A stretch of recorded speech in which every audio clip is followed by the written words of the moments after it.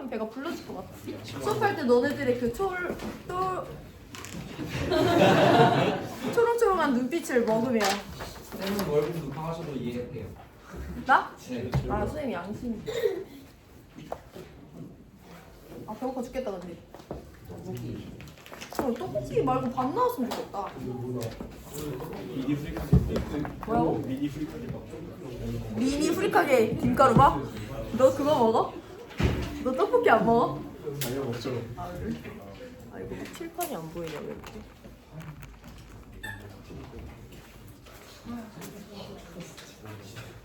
새끼? 새끼? 아 일본어구나. 아 새끼. 몰라. 야 근데 화투 너무 널널하니까 좋지. 네. 네. 부담이 없지. 네. 아 화원만 맨날 하다 화투 하니까 아주 천국이네 천국이네. 아 진짜 배고프다.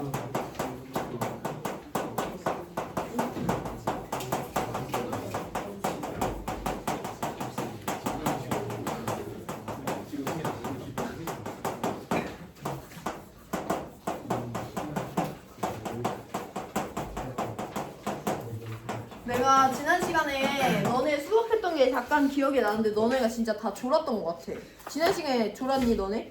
네. 내가 꿈꾼 거니 너네가 진짜 졸은 거니? 졸았어요. 졸았지? 너네가 갑자기 그때 준영이 표정이 생각난다. 엄청 초점이 없었던. 그래서 오늘 수업을 다시 해볼 건데 일단은 20페이지에요. 지난 시간 설명해드린 내용 다시 설명드리고 오늘 수소결합까지 해서 개념 마무리할 건데요. 우리 02 분자 간 상호작용이야. 분자 간 상호작용을 결정하는 요인은 끓는 점이에요. 분자 간 상호작용은 물질, 분자의 끓는 점과 상관이 있거든요. 그래서 지난 시간에 문제 풀 때도 언급드렸지만 결합, 분자 안에 존재하는 결합을 끊는 게 아니라 공유결합에 의해 만들어진 분자와 공유결합에 의해 만들어진 분자 사이의 상호작용, 그 힘에 대해서 언급하는 거기 때문에 그들의 구별이 먼저 중요하고요. 분자와 분자 사이에 작용하는 상호작용, 줄여서 분자 간 힘이라고 부르는데 몇 가지 있다고 했어? 세 가지 있다고 했죠. 기본적으로 모든 분자에 적용되는 힘 뭐라고 불러? 분산력이라고 불러요. 알고 계셔야 되고 극성 분자 사이에 작용하는 힘은 쌍극자 힘이에요. 그래서 쌍극자 힘이라는 애가 언제 작용하는 건지 설명하실 수 있어야 되고 마지막으로 수소 결합이라는 거 있는데 얘도 결합이 아니라 분자 사이에 작용하는 힘인데 그 힘의 세기가 너무 세서 수소 결합이라고 부른다고 했죠. 그래서 이 세 가지에 대해서 배울 건데 이 세 가지 힘에 대해서 우리가 작용 조건과 그 힘의 세기에 대해서 비교를 할 수 있어야 돼요. 그래서 분산력은 작용 조건은 모든 분자인데 분산력의 원리를 설명하기 위해서는 어떤 개념을 이해해야 되냐면 순간 쌍극자라는 개념을 이해해야 돼. 순간 쌍극자는 순간과 쌍극자 두 개 용어가 합쳐진 거겠지. 일단 쌍극자는 어떤 분자가 있는데 이 안에 플러스 전하뛰는 부분도 있어, 마이너스 전하뛰는 부분도 있어. 분자는 이온결합 물질이 아니니까 모두 부분적인 값인데요. 부분적인 양전화, 부분적인 음전화 두 개 극이 모두 존재하는 애들을 쌍극자라고 불러요. 근데 분산력은 쌍극자랑 쌍극자 사이에 작용하는 힘이래. 순간 쌍극자와 순간 쌍극자 사이에 작용하는 힘이래. 순간 쌍극자와 순간 쌍극자 사이에 작용하는 힘이에요. 자, 우리 그러면 순간 쌍극자라는 애는 순간적으로 쌍극자가 된 애라는 건데 순간 쌍극자를 이해하고 설명하기 위해서는 어떤 용어를 사용할 수 있어야 되냐면 편극이라는 용어를 사용할 수 있어야 돼. 편은 어디 한쪽으로 치우쳤다는 거잖아. 그래서 극이 형성된 거예요. 해서 순간 쌍극자라는 건 어떻게 형성되냐? 분자 안에는 최소 2개 이상의 전자들이 있어. 근데 전자는 가만히 있어 움직여. 계속 움직여.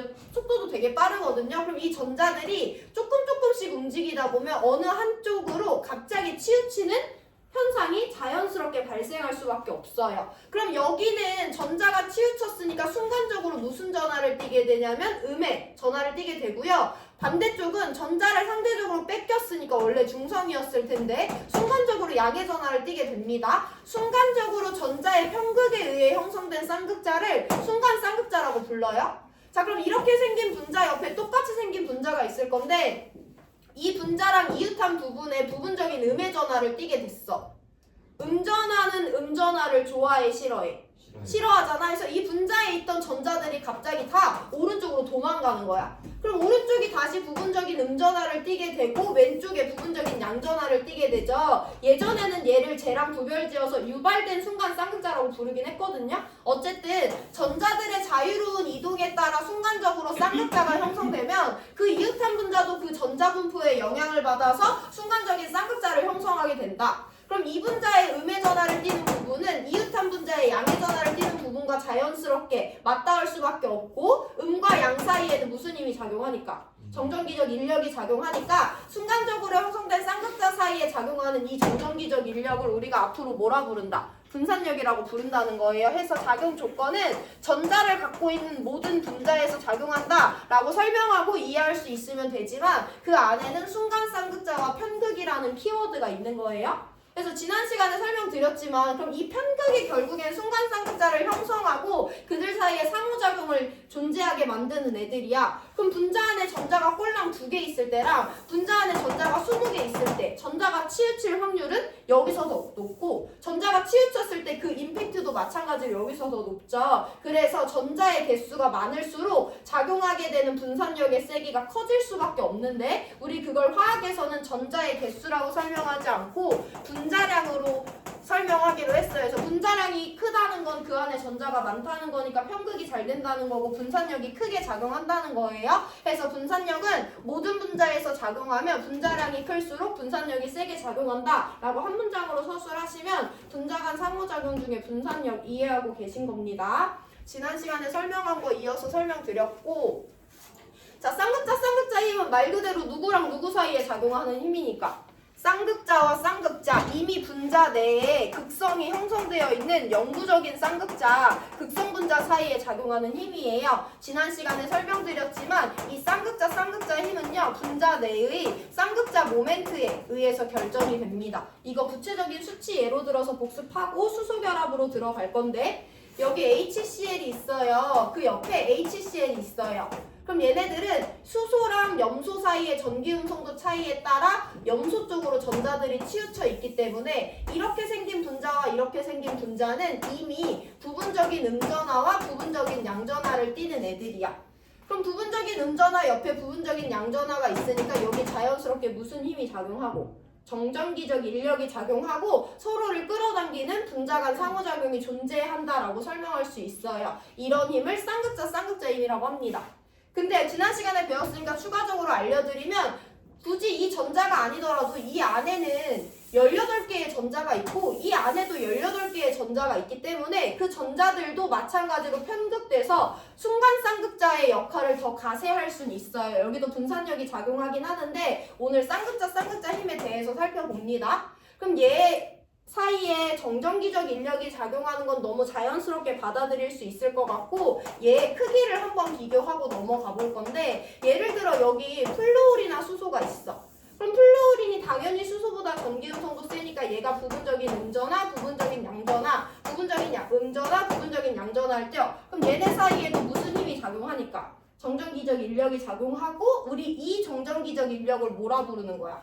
쌍극자 힘이라고 부르는 거죠. 그 힘의 세기를 비교해 볼 건데 전자가 치우치는 정도에 따라서 비교해 볼 건데 염소랑 수소 사이의 전기음성도 차이랑 염소랑 플루오린 사이의 전기음성도 차이 비교하실 수 있어야 되는데 수소 2.1이고 염소 3.0이고 플루오린 4.0의 전기음성도를 가져요. 그럼 여기는 2.1과 3.0이 싸워서 3.0이 가져가고 2.1과 4.0이 싸워서 4.0이 가져가는 거잖아. 물론 마1이 아니라 부분적인 값이긴 하지만 수치로 예를 든다면 얘가 마이너스 0.3 그럼 얘가 플러스 0.3이겠죠? 이럴 때 얘는 마이너스 0.3보다 절대값이 더 크겠어 작겠어?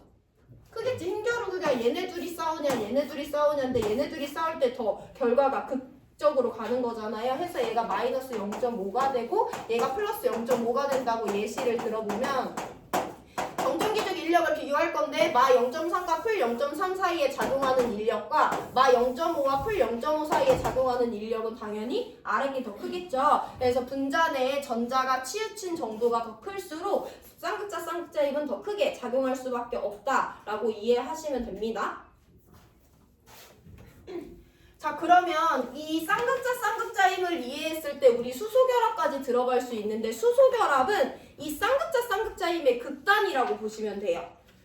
H랑 F야. 수소는 어떤 애냐면 비금속 중에서 전기 음성도가 가장 작은 애들이야.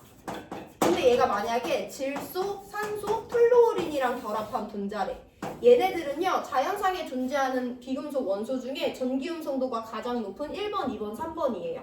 그러면 얘네 둘이 싸워가지고 전자가 치우친 것보다 얘네 둘이 싸웠을 때 전자가 치우치는 정도가 훨씬 더 세다는 거잖아. 그래서 자연스럽게 생각해보면 여기 있는 전자의 치우침에 의해 발생한 부분적인 전압값이 크기 때문에 이분자와 이분자 사이에 작용하는 인력의 세기가 매우 높을 것이다 라고 예측하실 수 있고요. 한 가지 더 그 조건을 가세하는 요인이 있는데 그건 수소야.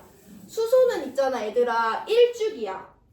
다른 헬륨은 어차피 결합에 참여 안 하니까 수소와 나머지 애들을 비교해 볼 건데 얘는 1주기니까 전자껍질 첫 번째까지만 들어있거든요. 근데 나머지 애들은 다 일단 2주기 이상이잖아. 수소는 원자들 중에 사이즈가 되게 작은 편에 속해요. 그러면 이렇게 생긴 수소가 플루오린이랑 결합했을 때 아니면 이만하게 큰 염소가 플루오린이랑 결합했을 때 원자 사이의 거리와 원자 사이의 거리는 당연히 여기서 되게 작을 수밖에 없지. 수소 크기가 작으니까. 이 정전기적 인력이라는 건 이 전하에 의해서도 결정받지만 물리 배운 애들은 알겠지만 모든 힘은요 작용하는 입자와 입자 사이의 거리에도 영향을 받거든요. 수소는 사이즈가 되게 작아요. 그렇기 때문에 수소를 포함하는 분자의 사이즈가 작아? 그럼 옆에 있는 분자와의 거리도 다른 애들에 비해 작을 수밖에 없어요. 그래서 두 가지 요인이 분석이 된 건데 첫 번째, 수소랑 NOF는 전기 음성도 차이가 되게 큽니다. 두 번째, 수소는 그 자체로 사이즈가 매우 작기 때문에 이웃한 분자랑 거리가 가까워요. 해서 이 수소 결합이라는 것도 어찌 보면 쌍극자 힘이기는 하지만 그들의 이 두 가지 요인이 가세돼서 그 세기가 너무 세서 우린 수소 결합이라고 따로 떼서 불러요. 그래서 수소 결합의 작용 조건은 수소가 질소랑 산소랑 플루오린 중에 누군가와 결합한 분자가 있을 때 수소 결합이 작용하고 얘는 따로 비교 안 하고 매우 센 힘이다 라는 수준으로만 알고 계시면 됩니다. 이 내용들은 바로 문제풀이에서 확인할 거니까 수능 특강 35페이지 5번 펴놓으시면 돼요. 지난 시간에 3번 풀었지?